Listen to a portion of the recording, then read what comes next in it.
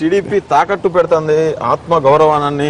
మీ మిత్రుడు మీతో పాటు కలిసి ప్రచారం చేసిన పవన్ కళ్యాణ్ కూడా అంటా ఉన్నారు. ఆయన కూడా మీరు ఒప్పించలేకపోతున్నారు. 3.5-4 కోట్ల మంది జనాన్ని ఎలా ఒప్పించగలుగుతారు? అంటే నేను అది కొంచెం విభేదిస్తానండి. ఆయన కూడా ఒప్పించండి. మాకు ఏమైనా ప్లాట్ఫామ్ ఉంటే వారు మమ్మల్ని అడిగినా, నేను ఎప్పుడు ఇంతకుముందు కూడా చెప్పాను, డెఫినెట్గా ఎవరైనా కనుక వచ్చి కూర్చుంటే నేను క్లారిఫై చేయగలను, సాటిస్ఫై చేయగలను అనేది నాకు గట్టి నమ్మకం ఉంది.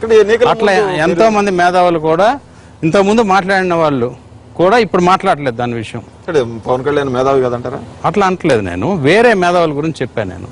నేను వారి గురించి మాత్రం వారికి ఏదైనా డౌట్స్ ఉంటే స్పెషల్ కేటగిరీస్ బెనిఫిటా ఇది బెనిఫిట్ అనేది డెఫినెట్గా I'm willing to clarify everything. అంటే పవన్ కళ్యాణ్ విషయానికి మనం మాట్లాడుకుంటే ఎలక్షన్ అప్పుడు ఆయన కీలకమయ్యారు, మీరు కూడా కీలకమైన అంగీకరించారు మీ పార్టీ నాయకులు. ఎలక్షన్ ముందు పవన్ కళ్యాణ్తో కలిసి పనిచేయడం కోసం చంద్రబాబు ఆయన ఇంటికి వెళ్ళారు. కానీ ఇక్కడికి వచ్చిన తర్వాత ఎలక్షన్ అయిపోయి 3 ఏళ్ళు గడిచింది. పవన్ కళ్యాణ్ని వాడుకొని వదిలేశారు. ఆయన లేవనెత్తే సందేహాలకు సమాధానం చెప్పలేకపోతున్నారు. అయితే చెప్పలేకపోతున్నారా, చెప్పాల్సిన అవసరం లేదనుకుంటున్నారు?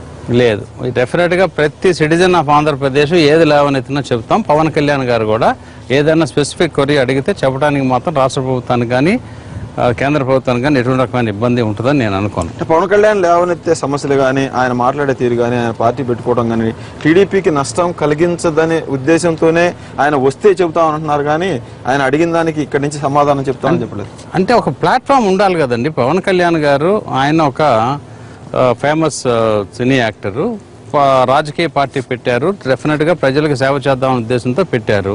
మొన్న 2014 ఎలక్షన్ ముందే పెట్టారు. తర్వాత ఆయన కార్యక్రమం ఎలా ఉంటుంది ఏమిటి, డెఫినెట్గా ఆయన మాత్రం కన్స్ట్రక్టివ్ వెళ్తారని నా నమ్మకం.